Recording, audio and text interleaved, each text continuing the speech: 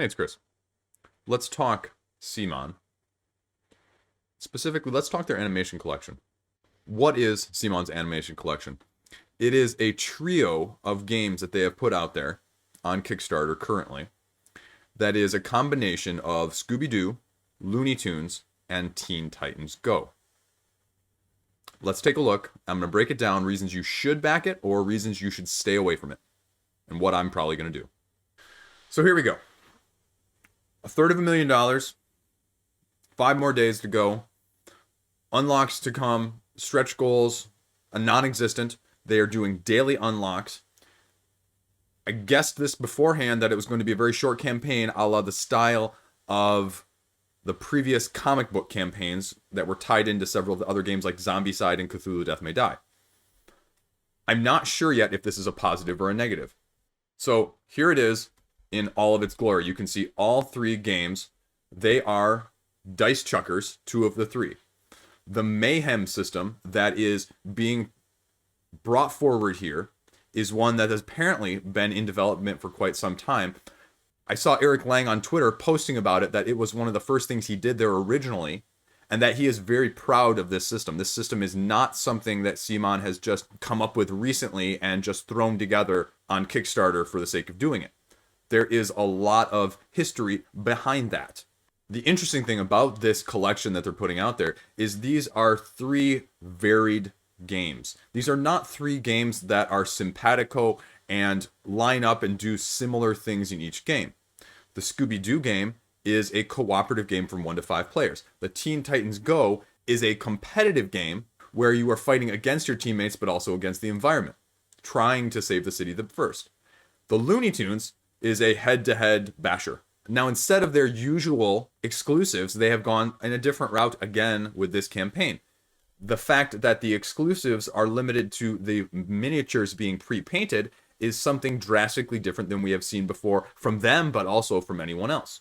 They are doing daily unlocks for new miniatures for each one of the games. So each day, 3 miniatures, 1 for Scooby, 1 for Looney Tunes, 1 for Teen Titans.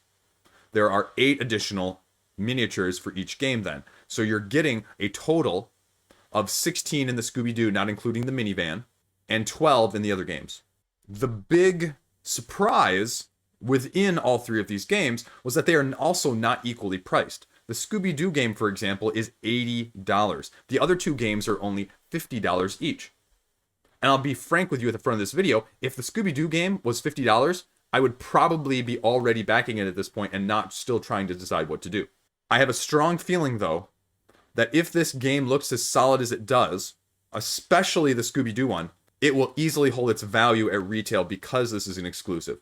Because you're going to get the exclusive monsters as well. The other thing that Eric Lang mentioned on Twitter was that although these games are heavily skewed towards a retail presence for once, which is sort of opposite what CMON has done in the past, do not confuse retail and family-esque with easy or simple. They are simple, but that does not necessarily mean they also do not have depths or layers to them. For example, the Scooby-Doo one, I went through and I read the rule book the other night. It is a lot more complicated in a little bit of rules than you are led on to believe, including things like initiative, blocking of paths, limited actions and limited turns, and a deck that runs out that allows you to lose then if you're not careful. This is an example of appearances are somewhat deceiving in this game. I would suggest that you read the rule book actually to get a full example, because I saw this even online today on a larger social media group dedicated to board games, the frank dismissal of this campaign because it had CMON in the name. And I politely interjected that maybe that shouldn't be the case. Now, with the Teen Titans Go, it's a skirmish of 2 teams going head to head. Randomized map, locations, going around trying to get victory points to fulfill quests, but also to attack the other team so that they cannot do it at the same time. There are, at least per the pictures, it looks like significantly less components. So if you are a component guru, there are less components in this game, even though there are still a ton of tokens, and the Looney Tunes game than the Scooby-Doo game. You know, is that enough for a $30 price difference when you're only talking also potentially 4 different miniatures plus a minivan at the end? That's still a big price difference. And that is going to be the biggest holdup, I think, for a lot of people. Now, going down and skipping to the pledge levels for a second, they do talk about the fact that if you bundle, you're saving $10 for 2 and $20 for all 3 than if you were to buy them separately. Here you go. Pledge levels, as I mentioned. Here are the daily promos. You're getting some big, well-known characters within these relative IPs. I think the only one that's sort of a big unknown and that might have some surprises is Scooby-Doo, because it's just which random villains are you pulling from the 30-odd years and the 20-odd different iterations that there are. There are going to be 8 of them, so it's going to be an unlock every single day. Shipping is what it is. CMON games, one game is going to $15 to $27, $18 to $32 for 3. That's a huge wide range, but either way, it is what it is. You also know that with a CMON game, they are not going to be on time.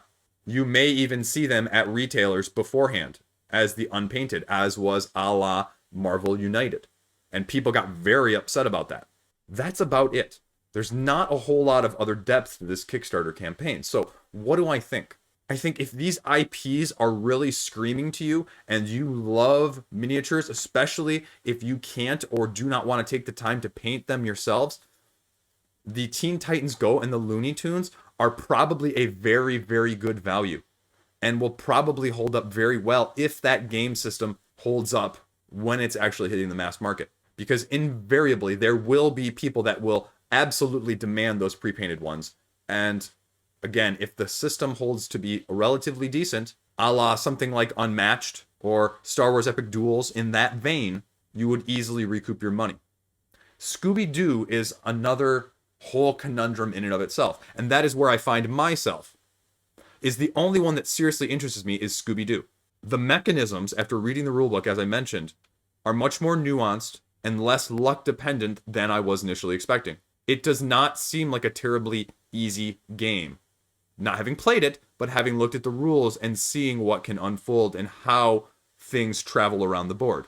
As you are trying to create traps with resources among a team that does not and cannot communicate with what they are each doing on each turn with each other. And that you have to save cards because, lo and behold, if you run out of cards to pull to use in the first place, that is one of the losing conditions. There are no dice. You are not rolling dice in that game. So the luck is lower. The mitigation has to be higher. The strategy has to be higher. And I really, really like that. I think the question, though, is, do I need the painted miniatures?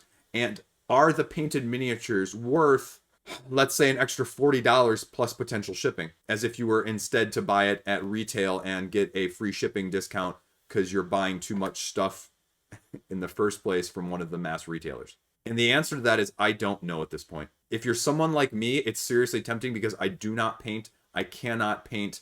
And I know my kids are huge, huge, huge fans of Scooby-Doo in the first place. The other main criticism I had for Scooby-Doo in the first place was that you had 3 monsters in the core game. And that going to limit variability because each of the monsters have their own unique style and mechanics. Well, now, if you all of a sudden open that up to 8 additional monsters, because I'm assuming all of these various unlocks are monsters, especially in the Scooby-Doo, because I don't know what else they would be, unless you're going to throw in a Scrappy-Doo, and I really hope they don't.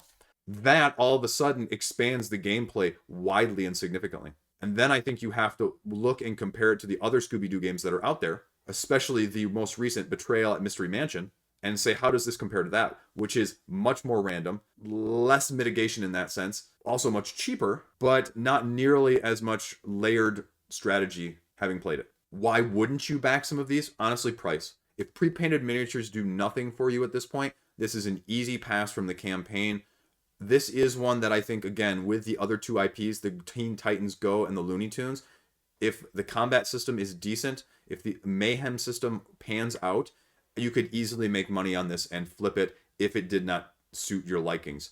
But if you are not a fan of take that, if you are not a fan of direct player and player interaction, this is definitely a campaign that you are not going to probably want to get in on in the first place. If you are a big miniature junkie, a big plastic junkie, this is also not the campaign for you. This is a typical CMON campaign, where you are not getting loads and loads of plastic boxes and boxes stacked next to each other when it finally arrives. For as much flack as CMON will often take, their gameplay, if you look back through their track record, is very relatively solid. There are very few games that you look at and go, that was a complete and utter mess. You may not like a particular game because it is not suited to your style, but you do not worry about the basement dropping out of the gameplay of these games. There's a very solid core to them, however you feel about them, and the plastic and the FOMO that goes along with them. What am I going to do? I don't know. This is honestly going to be down to the wire whether or not I back Scooby-Doo and what else they announce or what else they throw out there. This is one that I might even consider late pledging for, because that is also a very feasible option with the CMON campaigns, given more time to think about it and not having to press the FOMO button during this shortened campaign. The other two, like I said, have no interest to me.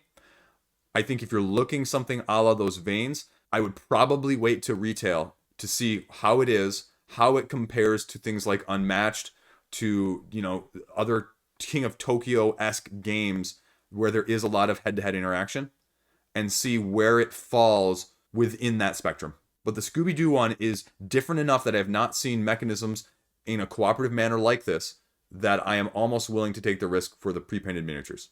So time will tell. So that's it. That is CMON Presents the Animation Collection. Let me know what you think. Let me know what you're doing. Are you backing this? Are you skipping this? Are you waiting for He-Man? As always, thanks for watching. Thanks for putting up with my ramblings, and I'll see you around.